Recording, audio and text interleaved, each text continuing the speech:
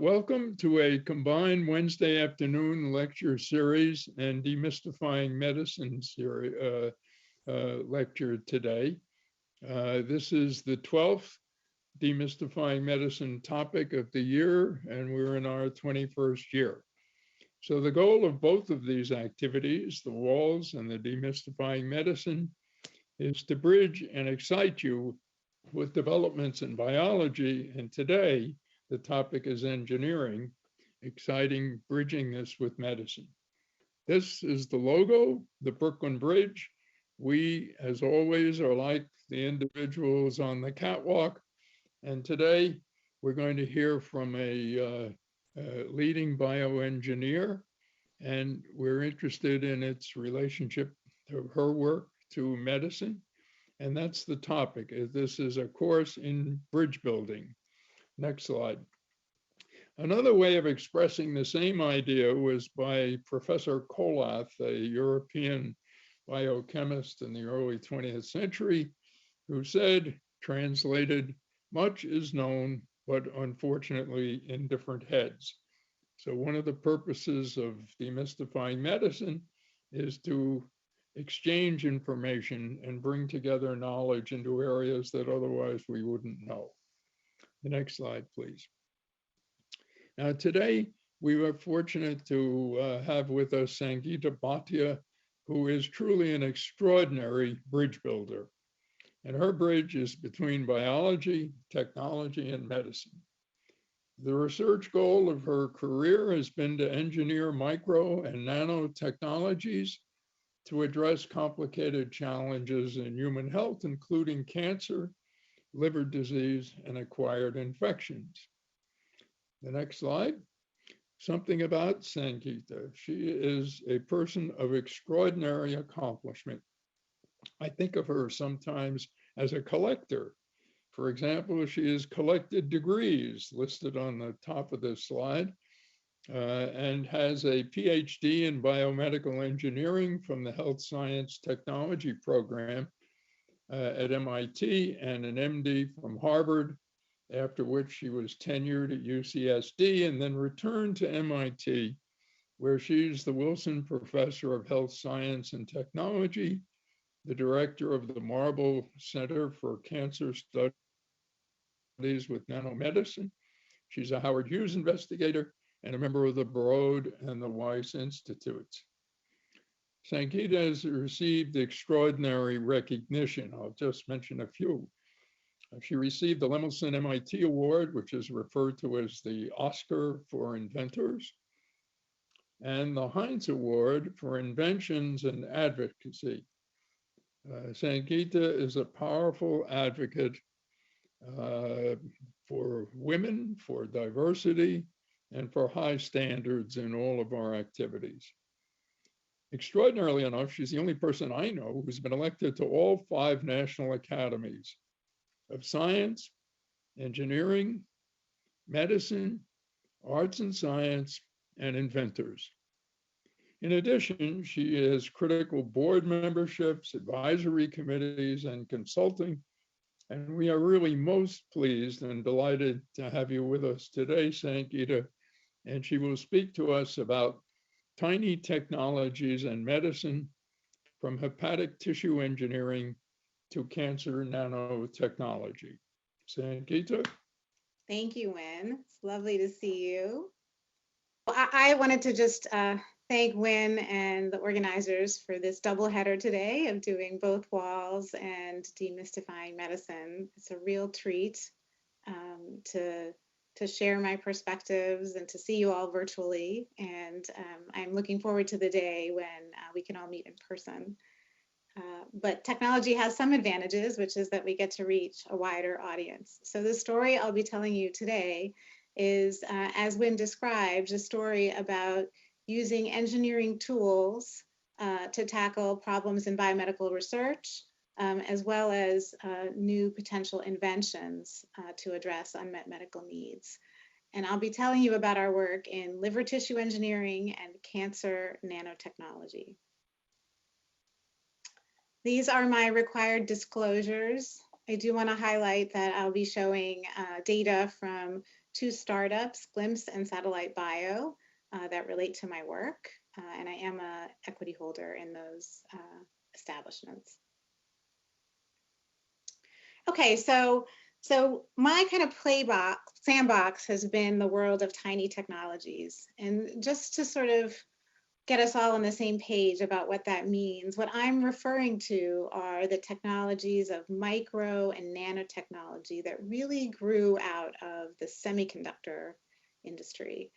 And so here you can see one marvel that this has given us, and that is that one transistor used to be the size that you see on the left.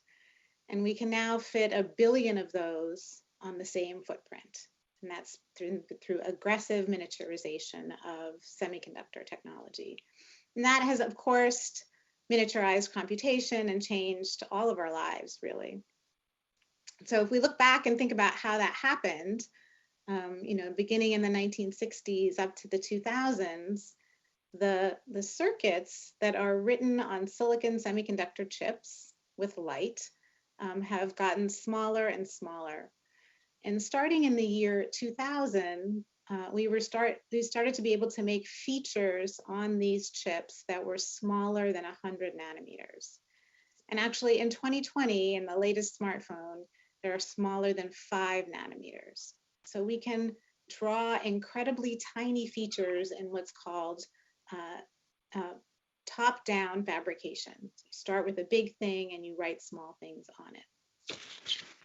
And now this advance has been coupled by another advance on the right here, which comes from the world of really from chemistry and macromolecular chemistry. And here, there's a group of investigators that have been assembling molecules and coaxing them into making nanomaterials. You see a variety of them on the side here, including, for example, lipid nanomaterials, which are, of course, how COVID mRNA vaccines are delivered, as well as some other very famous ones, for example, buckyballs. So what's really interesting about this is now we have 2 different sets of technologies that have converged on a length scale, which you see here in the middle. We think of a human hair as about 100 microns, and now we can make nanomaterials about 1,000 times smaller than that. And as inventors that are interested in human health, it turns out if you kind of splay these techniques across this molecular ruler, this industry has given us tools that allow us to manipulate everything from the length scale of a single receptor, which is about 10 nanometers, up to groups of cells, which really form functional units in our tissues around sort of hundreds of microns. And so what I'd like to tell you today is about 2 tissue microenvironments, the liver microenvironment and tumor microenvironments, and how we can create tools that allow us to dissect these microenvironments or assemble them for therapeutic purposes. I'll tell you 2 stories about the liver in honor of Wynn, and then 1 story about tumors. So starting with hepatic microenvironments then, just a little orientation on the liver. This is an image from Netter, who's a famous anatomist of the liver. You can see it has this gorgeous microarchitecture with many interacting cell types. And this gives rise to some 500 functions. The liver is vital for life. Pablo Neruda famously described it as the modest, organized, underground worker of our body. It's underappreciated. And it can do remarkable things. It's unfortunately, its dysfunction touches 500 million patients worldwide. And it has remarkable capabilities where it can regenerate under certain circumstances. So it's just a fascinating organ. I've studied it most of my career, and I know Wynn has studied it much longer than me. And so you think about what can you study about this architecture of this organ with these tools. So I'm going to start with an example of what one can study by creating an artificial human microenvironment in 2 dimensions, so on a flat surface. And here what we do is we pattern surfaces with light from the semiconductor tool industry, and we pattern biomolecules on those surfaces that will confer the adhesion of cells. And so here you can see some work from my colleagues where you can pattern a single cell on an island of fibronectin, or a 5-star cell, or a bow tie of 2 cells, or an asymmetric multicellular island. So these tools are very generic. We can essentially precisely place cells on a surface and study the architecture of that community. And just to give you a sense for really how generic this tool is, this is an image of a surface that had been patterned with collagen type 1 by a former postdoc of mine. This is actually part of a traveling art exhibit, and Wynn has a copy of this on his wall, actually. These are rat hepatocytes that have been patterned in collaboration with an artist. And if you zoom in on these, you can see these structures, which are specified by light-based patterning of collagen, are incredibly precise. And really what's composed of them is rat hepatocytes spread on that surface. So these are very generic tools. So I'd like to tell you now what one could study in a 2-dimensional system like this. And it may surprise you that this vignette is going to be actually about a human pathogen that we think of as a disease of the blood, but that's Plasmodium vivax. And actually, as I'll show you in a moment, this organism has an obligate stage of its life cycle in the liver, which until very recently, we have not known much about. So this is Plasmodium vivax is really affects many people globally, and like unlike its cousin Plasmodium falciparum, it turns out to be a relapsing form of malaria, and because of that, it's quite difficult to eradicate. So let me show you a little bit more about its life cycle and why the liver part of it is so interesting. So here is a sporozoite coming from an infected mosquito. And that sporozoite will travel to the liver where it infects hepatocytes uniquely.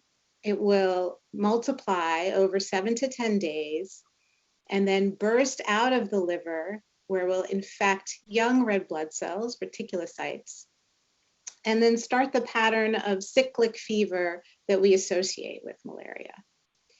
Now, what's interesting and special about the liver stage of this organism is that this is a bottleneck in the life cycle, if you will. So you start out with relatively few sporozoites and the organism multiplies. So from a therapeutic perspective, if you could target it in the liver, you would prevent symptoms, you would prevent transmission, which will happen later in the blood stage, and you would prevent this amplification of biomass of the organism. So there's been a lot of interest in targeting at this stage, and there's only one drug so far that's able to do it, and that's a very old drug called primaquine. Now, the reason this organism can relapse even after it's cleared is because of this guy here. This is called the Hypnozoite, for hypnotized, and it can stay behind in the liver as a dormant reservoir, and it can reactivate. And once that reactivation occurs, it starts to multiply and it can start the whole life cycle again. So there have been many gaps in our understanding of this little organism. We don't know its incidence because there are no clinical biomarkers. We don't know about how long it can survive in vivo. We don't know about persistence. We don't know what the reactivation cues are. We don't know what drug targets it expresses and what drugs it might be sensitive to. And so we set out to develop an in vitro model of this organism in our 2-dimensional livers that I showed you earlier. So the model system that we developed using human hepatocytes looks a lot like the picture I showed you earlier, but it has one additional cell type. And so here what we've done is pattern human hepatocytes from organ donors on collagen type 1, and now we surround them with feeder cells, with fibroblasts that support their phenotype.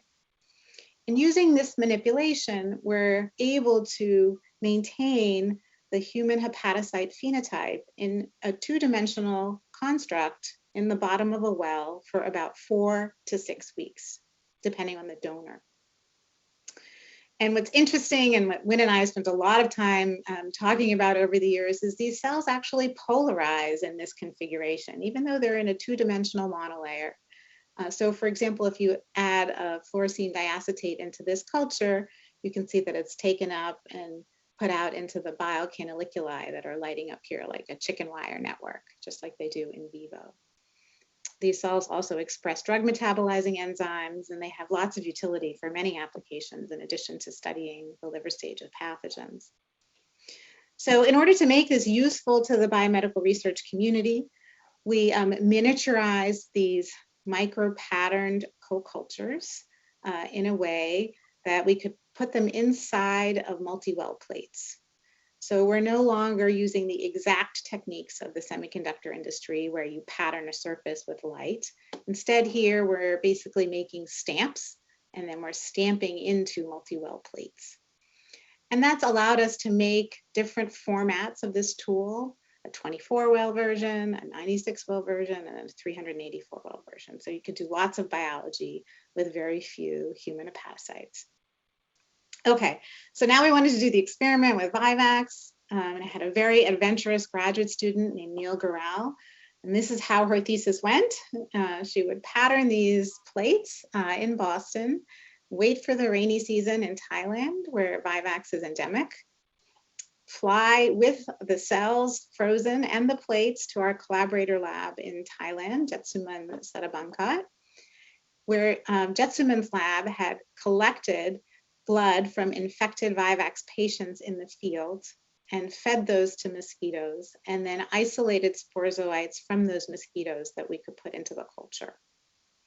So we would then put these into our micropattern co-cultures, do the experiment, typically it lasted 21 days, take some of the plates and fix them, bring them back to Boston to the Broad Institute, where we would use machine algorithms to study the parasites over the course of their life cycle.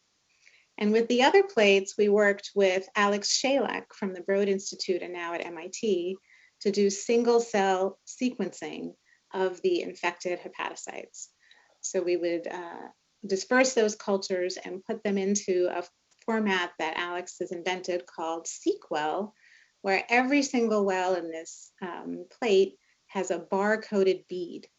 So when you lyse the cells, you can barcode the RNA on a per well basis. And if the well contained a hepatocyte, it would barcode the hepatocyte. But if it contained a hepatocyte and a pathogen, then both of them would carry the same barcode. Okay, so these are experiments we did. What did we learn? Let me just show you some pictures of this kind of elusive parasite because we were so happy to have grown it after 10 years of working on it. So what you're looking at now is a culture. And this is a histogram of the parasites inside that culture. And here we're staining the parasitiferous vacuole. So this is a membrane that surrounds the parasite inside the hepatocyte. This is the hepatocyte nuclei with UIS4, and we're marking its genome with this histone acetylation marker. So you can see in the beginning, all of the parasites are quite small. And if we let these grow, so now we're looking at day 8, we see some of the small forms, and then we see some that have been highly multinucleated. So these have replicated. In patient biopsies, the biggest one of these schizons that had been noted previously was about 40 microns. In our cultures, we see them actually to be up to 130 microns. So you can see they just take up the whole hepatocyte cytoplasm and squish up against the nucleus here. So remarkable cellular rearrangement. And then if you wait a little longer on day 10, this is the first time we believe anyone had ever seen this in vitro. You can see the structure bursting out and these merozoites coming out of the hepatocytes, streaming out. And this is when they would enter into the blood stage in the body.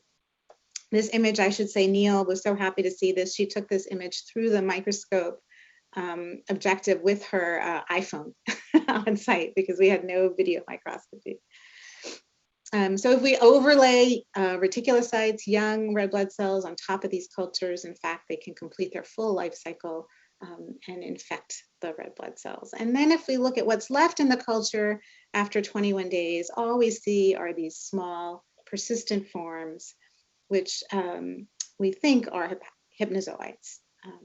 Now, as I said, there's no biomarkers that are definitive for hypnozoites. So what we wanted to do was then see if they really might carry all of the hallmarks that are known clinically to describe hypnozoites, and there are 4 of them. So the first is that they are small, quiescent, mononucleate, and persisting, which we found. The second is that while they do express markers like UIS4, they should not express mature markers like Merozoite surface protein, which is on the surface of these replicating forms that are about to come out into the blood. And you see that they are MSP1 negative. The third, and this is very important, we learned this from patients, is that these organisms should be differentially drug sensitive. That is, that they should be sensitive to a drug like primaquine, and you see that they are, but they should be insensitive to a drug that only kills replicating forms, like atovaquone. And you can see that here. So here, when we add atovaquone, you can see that the large forms are sensitive, but these small forms persist. This is the third hallmark. And then the fourth hallmark should be that the dormant forms are capable of reactivating.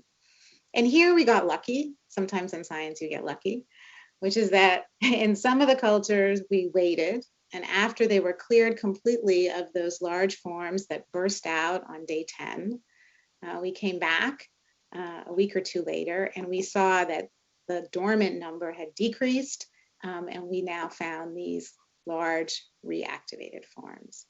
So we have essentially all 4 hallmarks of hypnozoites in vitro that we believe to be consistent with clinical data. And so we were brave enough to call this a hypnozoite when we published our paper in 2018. Then we've seen this elusive hypnozoite now we've seen many, many times. There's lots to study about it. And for those of you who are interested in new exciting research projects, these are just some of the things that we've been doing with this model system and sharing it with the community. You can do the transcriptional profile of this organism, and I'll show you some of that in a second. You can study the mechanisms of dormancy and reactivation, sexual commitment in the organism, which is thought to happen actually in the blood stage, and so on and so forth. So there's really, now that we have this tool to study this form in vitro, there's lots to do. So let me tell you one of the newer stories quickly about this organism that's about to be published, and that has to do with this dual sequencing. So I described this to you earlier, where we disperse the culture and into single wells, and every well is barcoded. And what we did when we did this experiment was we found 1,400 parasite genomes and 33,000 hepatocytes. Some were infected and some were uninfected. And we could tell which hepatocytes were infected because the parasite and the hepatocyte had the same barcode. Okay, and this is some of the things that we've learned in this study. So one of them is that we could see the parasite maturing over the first 2 weeks of life. So what we did was we took the transcriptome that we previously had done in the initial experiment and created a 10 gene signature for the hypnozoite, the dormant form, based off of the original data. And then we applied it to the single cell data. And there's some very interesting genes here. One of them is a translational repressor, which seems to be important for quiescence. 2 of them are actually proteases, and there's some suggestion that proteolysis of host proteins is important for the parasite to persist. And then one of them is actually MDR2, which makes one wonder about resistance to drugs. Okay, so this is a signature for the hypnozoite. And now when you follow the parasite around its life cycle over time in the liver, you see that the day 1 forms cluster together. These are those sporozoites that came out of the mosquito into the liver.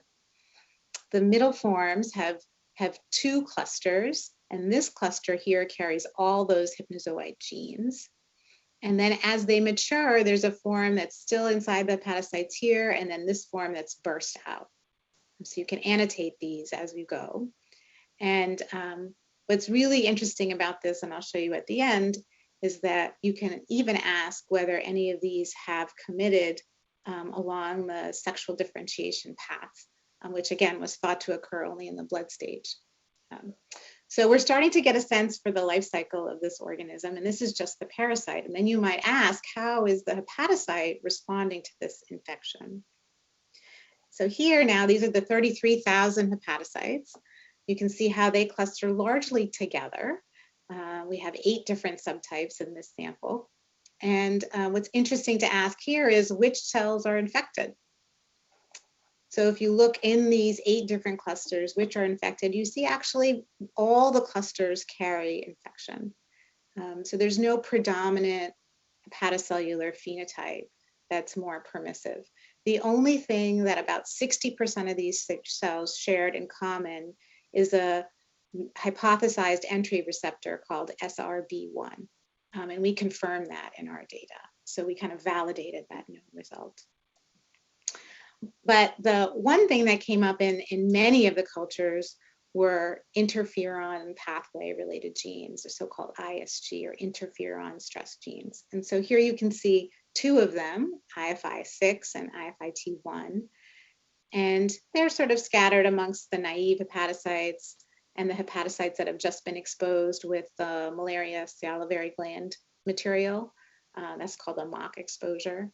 You can see when you expose a culture to Vivax itself, that many of the hepatocytes light up with these ISGs, not just the infected hepatocytes. And in fact, the infected hepatocytes, the parasite seems to suppress the response to infection, but the bystander hepatocytes actually upregulate all of these interferon responses. So this is a lot of data. It's about to come out. I just wanted to give you a snippet and to kind of summarize the 2 things that we're learning and the conversation between the host and the parasite that this system, I hope, will allow us to unwind. As on the hepatocyte side, the infected hepatocyte downregulates the interferon response, and the bystander hepatocytes upregulate the interferon response. And our hypothesis is based on some other data that this conversation between the hepatocytes is actually mediated by gap junctions. And this is something similar that Charlie Rice and I saw when looking at hepatitis C. So there's something very interesting happening here just on the host response side. If you add interferon gamma into this culture, you actually can use it to clear hypnozoites. On the parasite side, I mentioned to you that there are these various substructures in the data, and the hypnozoites are here. If you actually look, we found a master regulator of sexual differentiation called AP2G, thought to only be upregulated in the blood stage. We found it here in the liver, and we found it from the very beginning, from day 1. We see that some of the hypnozoites actually carry this and some of the replicative forms. And this is actually really intriguing because there are some data in the malaria community in challenge experiments where patients have shown the ability to be transmissible at day 9 after infection, which everyone always thought was way too early because they're supposed to come out of the liver at day 10 and then go into the blood stage and then undergo sexual differentiation before you could be transmissible. And these data suggest actually that maybe the parasite is differentiating sexually even in the liver stage. So this is a second thread that we're very excited about. And from a translational perspective, it may suggest that some of the drugs that are being developed against the sexual stages of the organism, the gametocytes, might actually be useful for targeting the liver stage. Okay, so this is my first vignette. It's an example of what a 2D microenvironment of human hepatocytes in vitro might allow you to do for infectious disease. The last thing I'd like to mention from a tool perspective is that the development of tools can really open up new doors. So we started this in 2008. And in the beginning, we worked on hepatitis C and hepatitis B with Charlie Rice. And then falciparum and Vivax, which I've just described to you. And this tool now has really been used by a variety of labs really around the world, as I mentioned, to study many, many topics, including vaccines. And we're now just getting actually to some of the novel therapeutic modalities that also target hepatocytes, things like RNA interference and CRISPR and gene delivery with lipid nanoparticles. So this very simple tool, I think, actually has a lot to offer. Okay, so that's my first vignette. The second one I'd like to mention is about 3-dimensional hepatic microenvironments.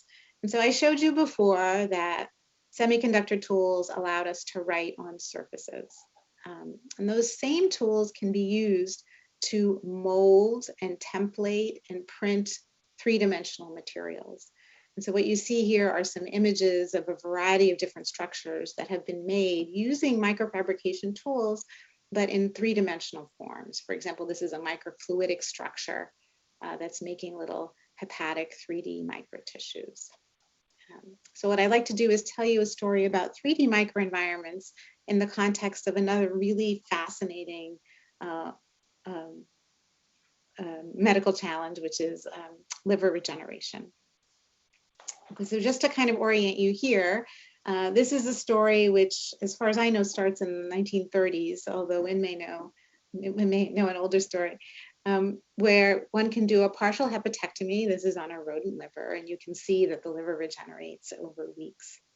And what's been fascinating about this, I think there's many fascinating things about this, but one of them that's always fascinated our group has been the work of Nancy Booker, which dates back to the 1950s. And what Nancy and her colleague did was a parabiosis experiment, where the circulation of two animals was connected, and a partial hepatectomy was done in the one, and the other liver could actually respond to that injury. And that suggested, in part, that the signals involved with hepatic regeneration must be bloodborne. And over the years, George Michalopoulos and many others have dug into this. And what they found is that, in part, the cues in hepatic regeneration are a conversation between hepatocytes in the liver and their neighboring cells, the sinusoidal endothelial cells. And I've kind of blown up that conversation here where you see endothelial cells and hepatocytes. And what we know is that in part response to injury, in part response to fluid flow, these cells start producing paracrine factors. So, for example, the endothelial cells make things like HGF and Wnt2, and then the hepatocytes in turn make endothelial growth factors like VEGF and Ang1. And that allows the hepatocytes and the endothelial cells then to coordinate their replication as the liver regrows. So we wanted to study the human analog of this. It had been really well studied in rodents and not so well studied in humans. And so we wanted to see if we could make a model of human hepatocyte endothelial interactions as they relate to regeneration using some of these 3D tools. So this is how we did it. The first step was to take human hepatocytes and make spheroids out of them. And we did this using a microfabricated mold where you add these cells into culture and they form these aggregates of about 150 microns in diameter. And in this structure, they're stable in culture for weeks. They're the full phenotype that I described before. And then we wanted to put them in close interaction with endothelial cells. And in order to do this work, we worked with my colleague, Chris Chen at Boston University, who's an expert in vascular bioengineering. And what Chris and his lab had done, and as you see here, is taken endothelial cells. These are human vein endothelial cells. So they're not sinusoidal endothelial cells, but they are human cells, and put them in a channel, in a microfabricated channel inside a hydrogel. So this is a fibrin hydrogel. And you can see that they form these lovely junctions. You could put flow through this channel. And Chris and his lab have used this to study vascular permeability and angiogenic sprouting and any number of vascular questions. And so we wanted to put these two systems together and get the hepatocytes to talk to the endothelial cells and see if we could study liver regeneration. So we did that. We made a little chip. We called it SHEAR, where there's a channel in the middle that has the human endothelial cells and then the hepatocytes, the spheroids around them. And then we could ask how this chip responded to various stimuli. And take this conversation that we were interrogating before and see whether we could learn anything new about it in a human context. So when we did these experiments, we could add things like flow. And you can see that the cells then will produce a variety of different paracrine factors in the presence of flow because the endothelial cells are sensitive to shear. And then we could add inflammatory cytokines like those that you might see in injury, like IL-1 beta.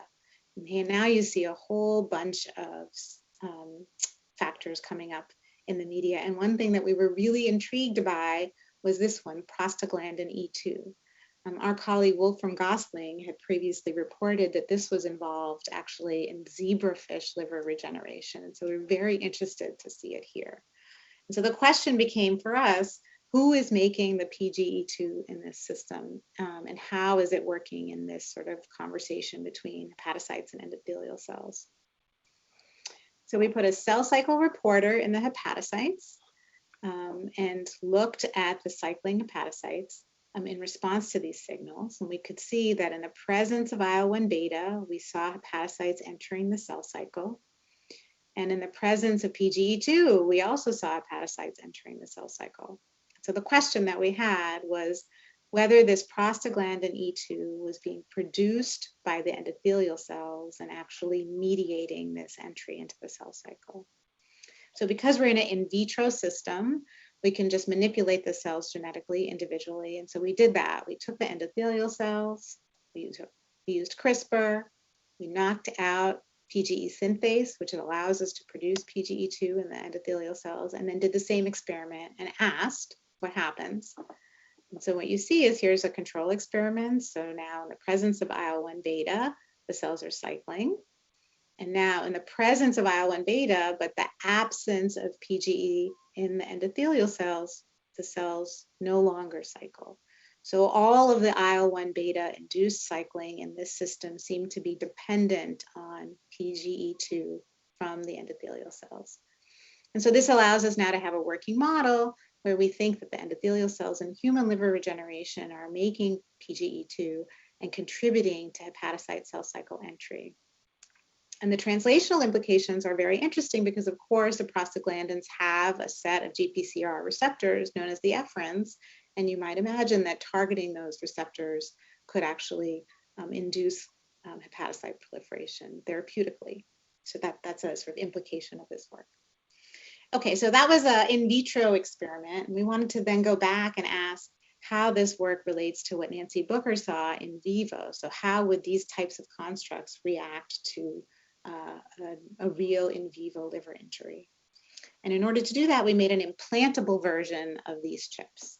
So now we have a multi-channel system, and we surround those multiple channels with the hepatocyte spheroids, and we embed the whole thing in fibrin, which is a hydrogel.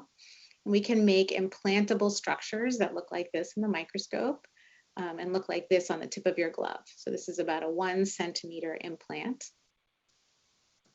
And we put them in the intraperitoneal space of a mouse, where we can manipulate the liver and ask how these grafts respond. So here you can see the experiment. These grafts now carry a reporter for hepatocyte health. So this is driven by the albumin gene, and it's a luciferase. So essentially what you see is that the grafts will engraft in the peritoneal space by recruiting vasculature, and that recruitment of vasculature is really dependent on the endothelial cells in our construct. And they persist for about 90 days in these animals, which is plenty of time to do sort of a surgical or chemical injury to the liver. So when we do that same experiment, the partial hepatectomy to the mouse liver and ask what happens to this graft in the peritoneal space, what we see is that the hepatocytes, a few percent of them, about 5% of them, enter into cell cycle. And we see that by using a thymidine analog that we give the animals, and you can see this proliferation in the hepatocytes. So this was very interesting, but it was a transient effect because when the mouse liver regrows, the regenerative stimulus went away. So we wanted to ask whether we could get these ectopic livers, if you will, to proliferate even further by creating a sustained injury signal in vivo. We did that using the so-called FAH mouse, which is a mouse model of a human disease. It's a tyrosinemia. So in this mouse model, which has been popularized by Marcus Grompe's group, you can add the same graft into the mouse, And if you feed the mouse a protective drug, NTBC, the animals are fine. If you take them off the drug, they develop toxic levels of tyrosine, which is a liver injury. And you can continue that process to maintain a steady state of liver injury.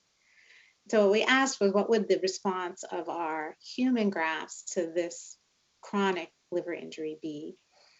And what you see here is that essentially they expand pretty dramatically, so about 50-fold. So here on the left, you're looking at hepatocytes stained for arginase in the control experiment. And on the right, you're looking at about 90 days of exposure to chronic liver injury. And you can see that the hepatocytes have expanded and, interestingly, reorganized.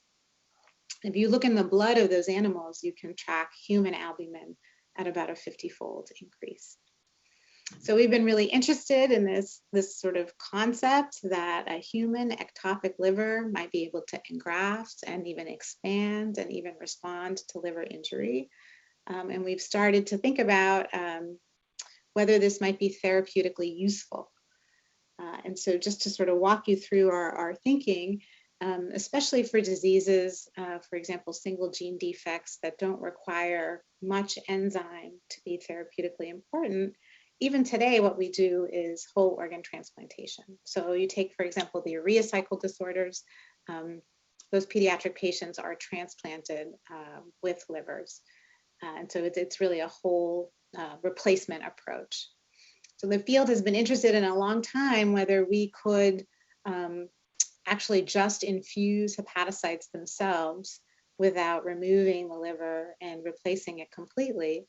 And these experiments that have been about 100 case studies in patients have largely been disappointing. And we've learned a lot from this field, but injecting cells into the liver has a variety of challenges. One of them is that they don't engraft efficiently. So we lose 90+% of those hepatocytes along the way.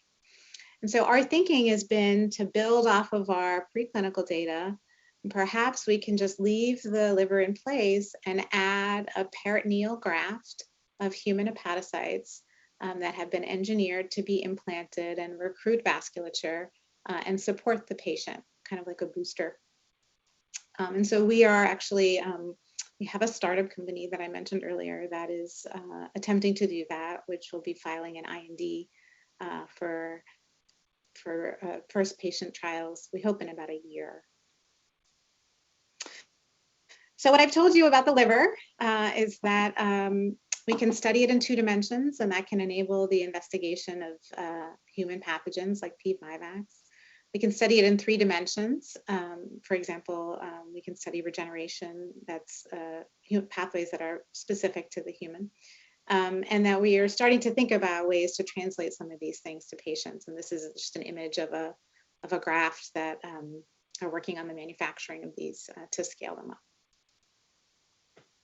Okay, so my last vignette, I want to tell you a little bit about dysregulated dysregulated tissue environment, like the tumor microenvironment, and not really building it up so much with tools like on a 2-dimensional pattern or a 3-dimensional pattern, but instead making materials that are so small that they can actually enter into that tissue microenvironment and make measurements that would inform us scientists. And so here what we've done is make nanomaterials that can enter into the tumor microenvironment to query it.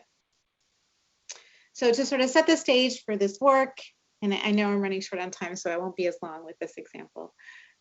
We've been really interested in offering physicians tools to make informed decisions about patient care. And so if you just sort of think about the landscape of cancer care, you need to assess risk, detect early, make a diagnosis, assess treatment response, and then monitor for surveillance. So there's obviously many points along a patient journey that we need better information. And in particular, with regard to outcomes, we know that early detection across a wide variety of tumors leads to better outcomes. And so this has been a real area of interest for the field. Historically, we have screened with things like mammogram and colonoscopy, really one that are pretty high infrastructure approaches. And so there's a field emerging that you may well know about, which is called liquid biopsy. And in this field, what's been interesting has been to take a blood sample and to try and essentially to look at shed products of cancer in the circulation, for example, cell-free nucleic acids. And while this is a very exciting field, it has many limitations so far. And in particular, it's very hard to detect tumors early when they're small. And so we've been interested in techniques that might allow us to sort of amplify those signals by using some of these nanomaterial approaches. So I'll show you what I mean. In particular, we're interested in using a class of enzymes that are known to be cancer dysregulated, and those are called the proteases. So there's about 500 of them in the human genome, and there are 5 major classes, and these have been associated with really all the cancer hallmarks. So they're known to be dysregulated with cancer, tumor initiation, survival, angiogenesis, invasion, and the immune system. And really, most famously, I think MMP9 is the poster child for this field as one that is involved with the so-called angiogenic switch. And so despite their involvement with tumor pathogenesis, they've been really difficult to study. They're expressed in proforms, they're typically active locally, and they actually can exist with local inhibitors. So we're really interested to see whether we could make some sort of multiplex tool to profile their activity in tumors in a way that could be amplified and give us a window into the tumor biology. So we did that by inventing a class of materials that are what we call activity-based sensors.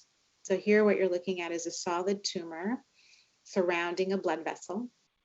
And in this blood vessel, we're delivering nanomaterials that are about 100 nanometers in size, and they are extravasating from the vessel. So they're leaking out of that vessel, and they are designed to be activated by proteases that are in the tumor microenvironment. So for example, MMP9. MMP9 is a protease that can catalyze the cleavage of a peptide. So one copy of the protease could liberate many, many peptides from a nanomaterial. And we design these peptides so that they are resistant to degradation in the bloodstream. And we do that by making them out of D amino acids. And then we design them so that they can be concentrated by the kidney into the urine after about 1 hour. So what you find is that one could administer this material, collect the urine in an hour, and one would have the cleavage products associated with proteolysis in the tumor instead now in the urine sample. So it's a sort of non-invasive window to the tumor microenvironment. So we invented this tool first in vitro. Here's, for example, one of these sensors that's sensitive to thrombin. And we then started to make a whole library of these materials so that we could query proteases across many of the different classes that I mentioned. When we put them in vivo, they work as I described. For example, this is a material that's sensitive to MMP2 and in a mouse model of liver fibrosis. So these materials have been administered intravenously and are liver targeted. And in this mouse model of fibrosis, where there's MMP2, the materials are activated and they carry a fluorophore. You can see in an hour that the bladder is lighting up, as I showed you in the video. So that's just one sensor. Typically, you want to monitor multiple things to make a highly sensitive and specific test. So we barcoded the sensors using mass spectrometry. So what we do is we make different materials with different tethers, and then each of the tethers, when cleaved, will release a different barcode. So you collect the urine, and then you can mass spec the urine, and that will give you a quantitative readout of each different sensor in vivo. Okay, that's a lot to digest, but this is basically how it works. You give an ensemble of materials, they go to the microenvironment of interest, they're activated by resident proteases, and the fragments, the barcodes, come out an hour later in the urine.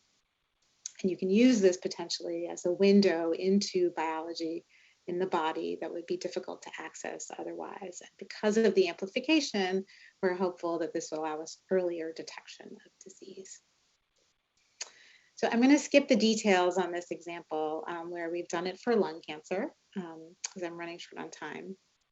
And just sort of summarize that this is a pretty large body of work that we've now published. And what we've learned is that this is a highly sensitive tool so far in mouse models. So in mice, we can detect lesions that are about 3 cubic millimeters. And so far, this is quite a bit more sensitive than both protein and circulating DNA.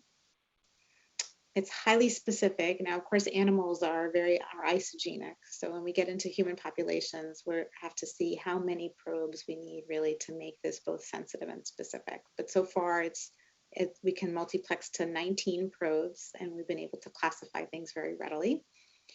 And then we've made a bunch of different versions of these so that you can have not just a mass spec-based test, but as I'll show you in a minute, you could do the readout on paper or by breathalyzer, which we think might have clinical utility.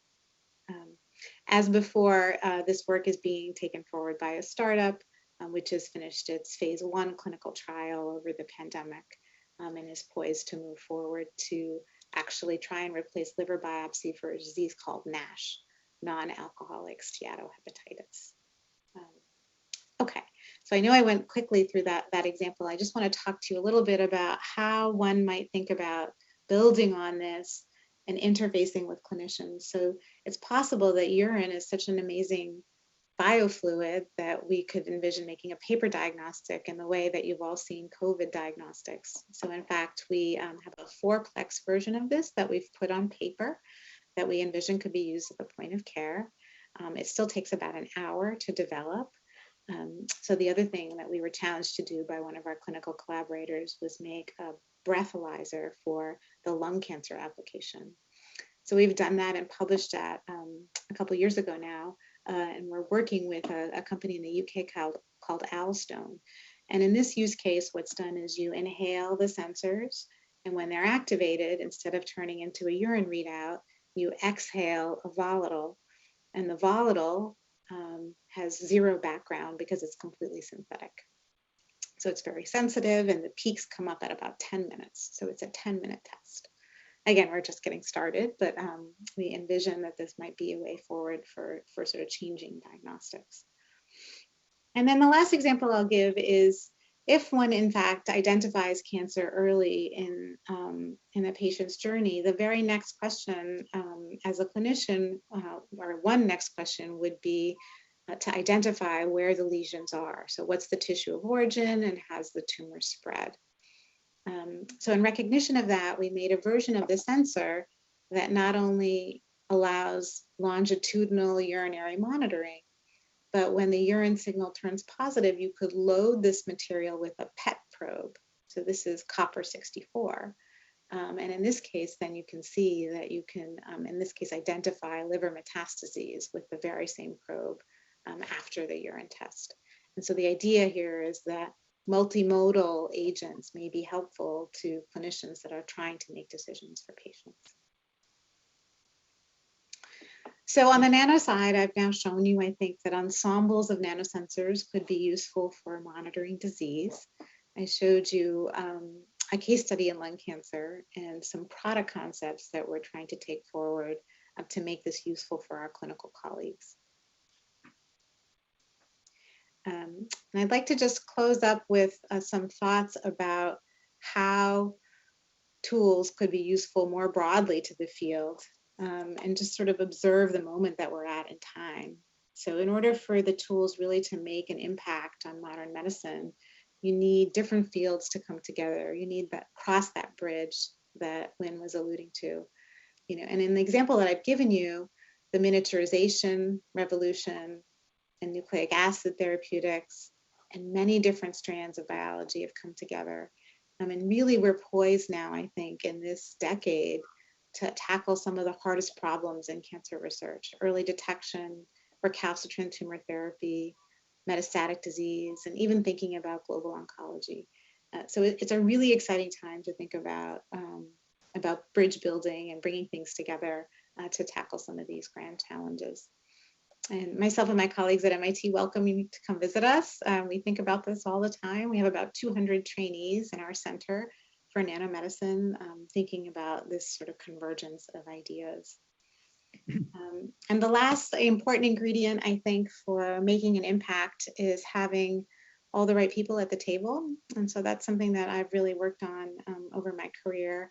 And I'll just show you some pictures in this last minute or so to share some of the things that we do at MIT along these lines. So this is an outreach workshop run by the Society of Women Engineers for middle school girls to bring them to MIT. These are actually my two daughters. They're a little bit older now. One of them is in college.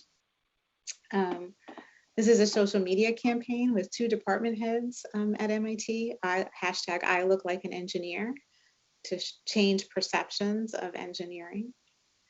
This is a postdoc program to develop leaders in our postdoc community that we run, and we call it the Convergence Scholars Program. And then I've been most recently working on women entrepreneurship, women faculty entrepreneurship, after having collaborated with Susan Hockfield and Nancy Hopkins at MIT to note that women are under-founding companies per capita in the life sciences. And if we just look at MIT in the last 18 years, there could have been 40 more companies from women faculty labs. So this is an observation that we're sharing, and we have lots of ideas about how to improve that, including something that I'm very proud of that's ongoing now called the MIT Future Founder Prize Competition. We have these 9 amazing women participating. And we'll be streaming a showcase with their pitches online on May 5th as they start to think about how to bring their ideas forward to patients. So with that, thank you very much for your attention. Hopefully I've convinced you that making new tools is an important part of the future. And I really couldn't thank my lab and my alumni and my collaborators and our funding sources enough. Thank you. Well, Sangeeta, on behalf of everyone, really, thank you for introducing most of us to this exciting new world of enormous potential, great excitement, and great opportunity for bright young people to continue and expand this. We have several questions that have come up. Are there specific proteases associated with specific kinds of tumors so that the analysis gives some clue as to the identity of the tumor? Yes, this is a great question, and one that I glossed over our kind of pipeline.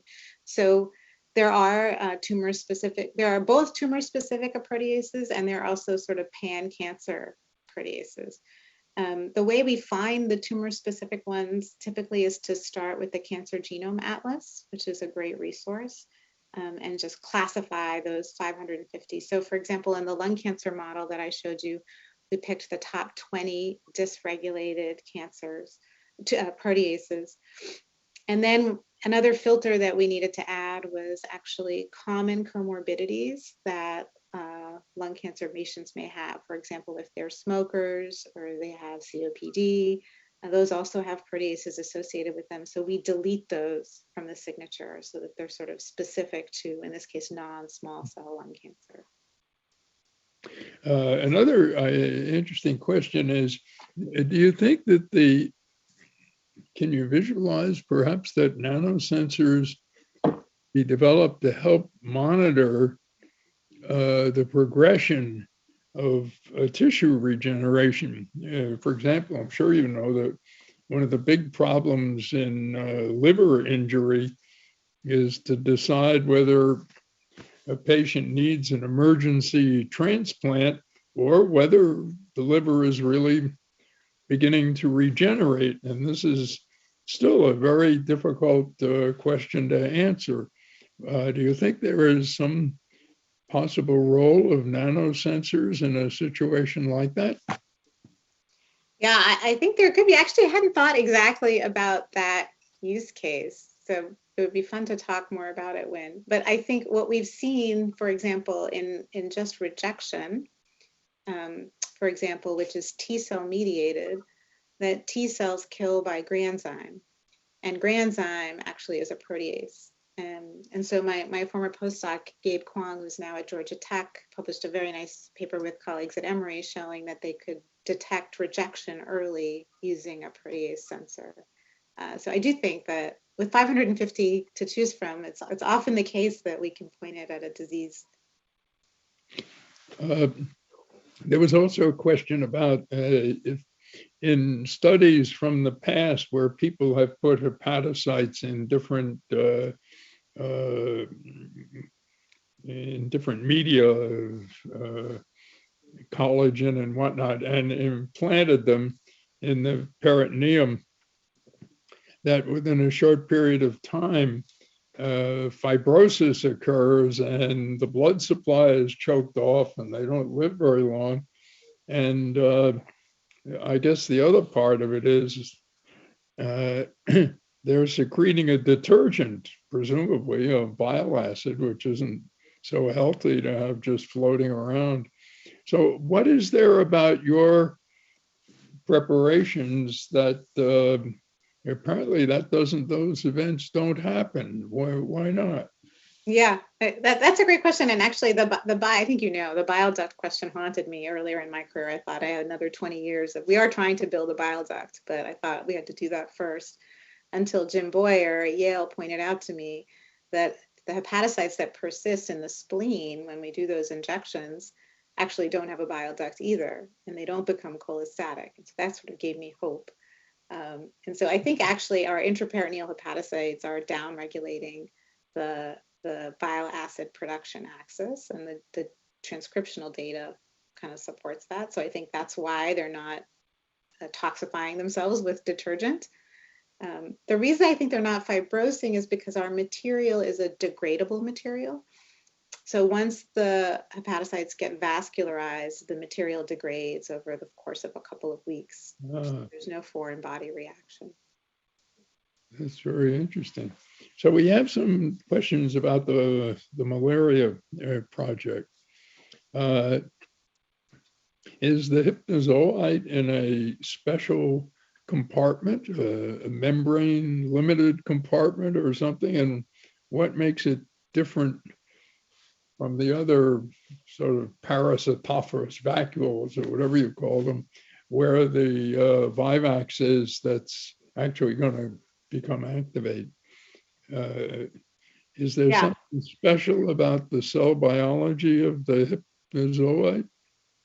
Yeah, that's a great question. So far, we've stained only for a couple of markers of the parasitophorous vacuole and seen no differences in the membrane around the Hypnozoite versus the replicating form. But as I sort of briefly alluded to, it does seem that the Hypnozoite is making proteases called vivapains. And they seem to be important for digesting host proteins and maintaining quiescence. And if you inhibit those, which is what we did in our paper, actually the parasite dies. So it's not clear to me if that same process is happening in the replicating forms. Very interesting. Well, I seem to remember, but I may be wrong about this, that there were people infected with Vivax who recovered from several episodes and then seemed to be perfectly normal. And then maybe as long as 5 years, 10 years later, for one reason or another, they were given a corticosteroid for some other disease. And bingo, the Vivax returned in its virulent form. Is there some relationship between that clinical event and what you're describing in the cultured cells? Yeah, I think these are the questions we can now ask. The other data set that's really fascinating is that from old sort of military movements, that Vivax cleared soldiers who were infected with falciparum would have their Vivax flare. So there's a lot of kind of interesting reactivation hypotheses, I think, that we could now test. Well, that's very interesting. Why did you pick Vivax and not falciparum or any of the others? Is there some reason? Well, so we wanted to do any of the human malarias. So actually we achieved falciparum first. It took us 5 years and we published that first, but we wanted to do this. We always are trying to do something with our tools that had never been done, that no other technique could approach. So we did falciparum, and others had done it actually at the Pester previously. And we sort of made it high throughput, but then nobody had ever done Vivax, and it was I have to say it was incredibly difficult. It took us 10 years. But that's why we chose to do it, because we felt like we really could open some new biology doors there. Another question, how does the parasite get from the blood through the sinusoidal fenestral barrier to the hepatocyte? Yeah, so the sporozoite traverses along through the fenestrated endothelium, and it crosses it glides. This has been studied by Maria Moda and others. It glides, it actually can break through several hepatocytes before it sets up shop in one. So it has a gliding mechanism, and you can actually see it in culture. If you put a sporozoite on a glass slide, it'll leave a trail of its coat protein, the CSP protein, which are these little spirals. But isn't it too big to go through the? It is big. It's like 100 nanometers at best or so. Yeah, so I think that's a good question. So for a while there was a theory that they were actually first invading Kupffer cells, and then the Kupffer cells were shepherding across the sinusoid. I think that there are data on both sides of that, and only in rodents. So I'm not sure anyone is convinced that the Kupffer cells are required. Do you have Kupffer cell in your preparation? You don't. We don't, but I will say that our infection rates are very low compared to what you expect. I mean, in vivo, we know that one parasite can cause a productive infection. And in ours, we put thousands of parasites in. So the efficiency is much lower. So here's a provocative question for you. What do you think the next development in semiconductors is going to be that's going to influence work such as what you're doing? Where do you think that whole field, I mean, we've gotten down to the point now of nanometers and many chips. What do you see as the next events that are likely to happen in that field, which seems to be continuously and dramatically moving all over the world? Yeah, that's a good question. I mean, I think that what's interesting now is not just the advancements that will happen in hardware. And so the way the field is thinking about it is to make a three-dimensional computers. So instead of 2D, 3D. And then also quantum computing, right, which is a completely different way of doing computation. But the other really interesting thing now is that it's not just hardware, it's also what computation enables us in biology, right? And so that, I mean, for example, the single cell data, we couldn't have done that kind of analysis 10 years ago, just because the sheer volume of the data, or the machine learning in our diagnostic signatures. So I think what's coming now in this chapter is machine learning and artificial intelligence are really changing the way we handle data as biologists, because there's more data than we can comprehend. And so we need those tools. Well, it'll be very exciting to see what's going to happen in the next couple of years to push this further. Yeah. Well, listen, on behalf of everybody, we want to really thank you enormously and look forward to seeing you in the near future. So thanks again, and we greatly appreciate you spending your time giving this combined WALS demystifying session. It was superb. Thank you. It was great to spend the afternoon with you, as always.